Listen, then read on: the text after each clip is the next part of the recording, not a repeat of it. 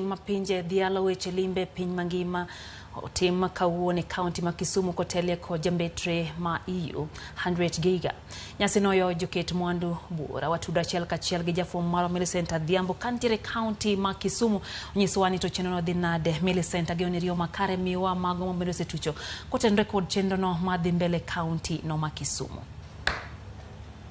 Ero kamane Lydia achiel kachiel kwa wuok e kaunti ma Kisumu kaendi e alap ma Jomo Kenyatta Sports Complex kuma nyasi mar dhialo weche limbe ne dhi nyime kachien kanyo kaka ne wasenge konune wan gi gavana ma Kisumu Ngire Peter Nyang'nyong'o mabende ne obiro kaachiel kod jambete mawuok piny Europe mano Henriette Jija mane onyalo wuoyo kaendi gi sani to gidhie kamoro kendo mondo mi gitwak gi youth e weche motenore kod weche limbe kaachiel kod kaka ginyalo rito anyuola gi kaendi an kod jokanyo mabende no yuoro kaendi ka bende gin kod joket mwandu mopogore kaka inyaneno toka kanyo an kod nitiere otundo ma oket mopogore mineno ka ji okete mwandu gi mabende ne gi yuoro go kaendi kaka yorno mar dhialo odiochieng' niendi mabende wadwa mbeko kodgi ginyiswa ni to chopo gi kaendi odiochieng' ma kawuono ere kaka gidhialo odiochieng' limbe to gigo mage mabende giketo kata gikelo ne jogo manyalo ywayo wang'a kaka gigo maonge godo kaunti ma Kisumu machiegni abro chako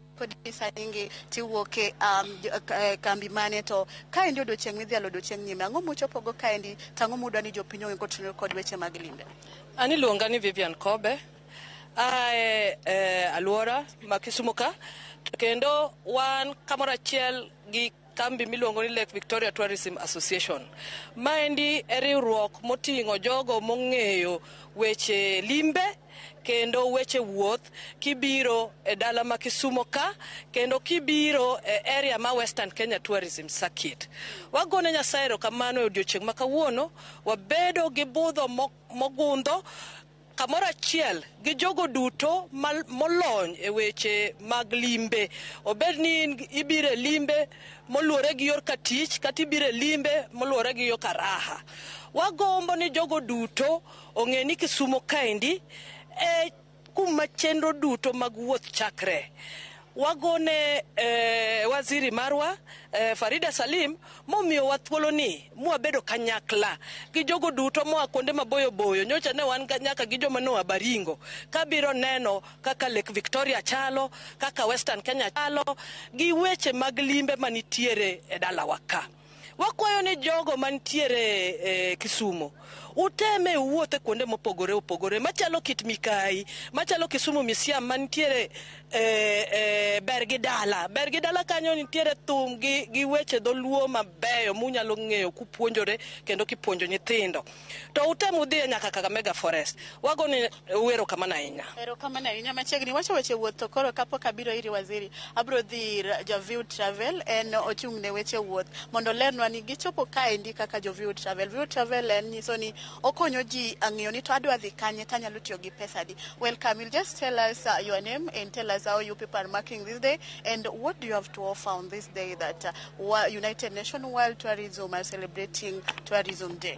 Okay, thank you. My name is Lemmy, General Manager of Travel, and this day is a very significant day in the tourism calendar, and we are happy to be in Kisumu. Kisumu is the emerging giant in tourism.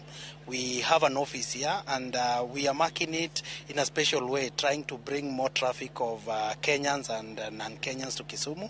And so far, so good. The hotels around are filling up well. We have more people who are understanding about the tourism product, not just the hotel.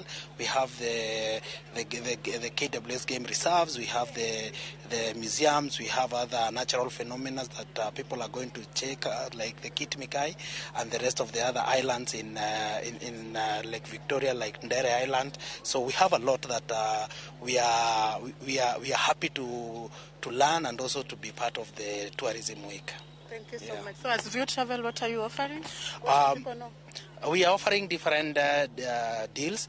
One of the deals is flying packages to Kisumu. This is for corporates, schools, and also individual people who want to learn more about the Western Circuit and the Nyanza region. We have very good deals. The hotels here are very beautiful. We have also the people who want to come and experience the culture. You know, the fish is known to come from Lake Victoria. There are people who want to come and experience the food, you know, the different cultures that are found here. Also, we have team from Kisumu who are also coming out of Kisumu and go to integrate with the other people of Kenya. So those are the kind of packages that we have, and they can visit us at Mega Plaza on 10th floor. We have more deals that they can check out there. Thank you so much. Machiegni nyalo rwani odiochieng' ma kawuono Kisumu County. En ang'o mudwa ni oganda ong'e kotenore kod odiochieng' dhialo weche limbe kata chieng' ma ji celebrate tourism? Ginyinga an Rose Mboya, atiyo kod kambi mar Kenya Industrial Research and Development Institute. Akawo thuolo ni makende mar go erokamano ne jo county government mar Kisumu momiyo wabago nyasi mogundho machalo ma wan godo kae. En nyasi manochakore chieng' ngeso mokalo to kendo nyaka kawuono wan kaka jokirdi wabiro ka to nekech wawuotho gi johala matindo koda mago madongo mar konyogi e yore mar neno ni to gige gi magiloso to giloso gi e yo mane. Koro kucho kaka kirdi unyalo yiena wuo koro gi kizungu matin. Kaka Kenya Industrial Research, we support the small and medium enterprises in ensuring that their product meets the quality and they become competitive. In that, we offer them business incubation services. We train them. We also offer them common manufacturing facilities where they can just come and produce their products. With that, we ensure that the SMEs, most of the costs that they would have spent in buying the equipment are reduced. So they just come in with their raw materials and they produce the final product. I wish to ask all the SMEs, wherever they are, that please visit Kirdi. We are here for you. Thank you very much.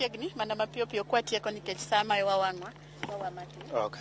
My name is Robinson Anyal. I chair Lake Victoria Tourism Association, which is the umbrella association for tour operators. Jokmatio, Eotende, Magawa, everybody else in tourism and hospitality in Western Kenya. As a regional association, we have witnessed a lot of growth in terms of hotels, in terms of tourism attractions, and I want to welcome guests from all over the nation and the international market. I want to assure them that we have the right capacity, we have the right quality of hotels in terms of up to 4-star hotels, and our attraction sites have been improved to be ready for the high season which is approaching right now.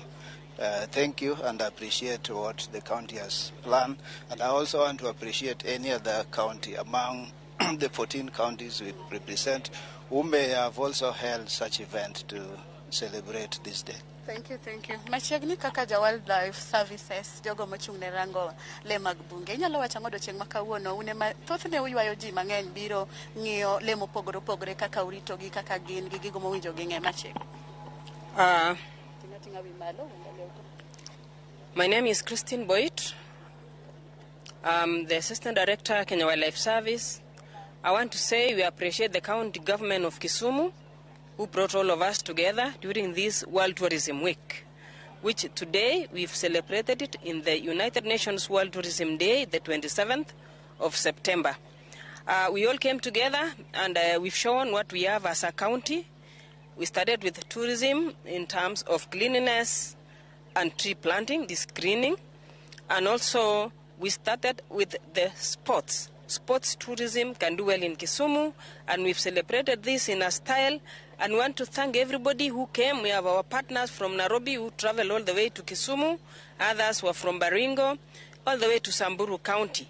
We say thank you for coming as a service. We welcome you. We have the Kisumu Impala Sanctuary and Dendera Island National Park where you can visit, and we have one of our pillars as conservation, collaboration which we are standing on today, and enterprise. Karibuni na asante sana. Thank you so much. Mana kamano Lydia hiwinjo moko kuom gigo mabende otaji, gigo malombo wang', gigo manyaywayo joket mwandu, gigo manyalo kelo ji mopogore opogore e Kisumu kaendi mana kaka otisega ni Kisumu dala, Kisumu pacho kuminyalo yude gimoro amora. Kao kamano mane kaka jo Kisumu kaendi dhialo odiochieng' weche limbe odiochieng' ma kawuono ka bende gikwayo oganda duto mondo mi ochop Kisumu. Onyal neno gigo mopogore opogore ma bende pok ging'eyo ni yudore e kaunti ma Kisumu kaendi. Aduoko ni e studio kionge penjo moro amora mondo idhi nyime kod weche manyien. Lydia an kuomi. Erokamano ahinya Millicent, achiel kachiel koya e kaunti ma Kisumu en geno marwa ni mano dhi bedo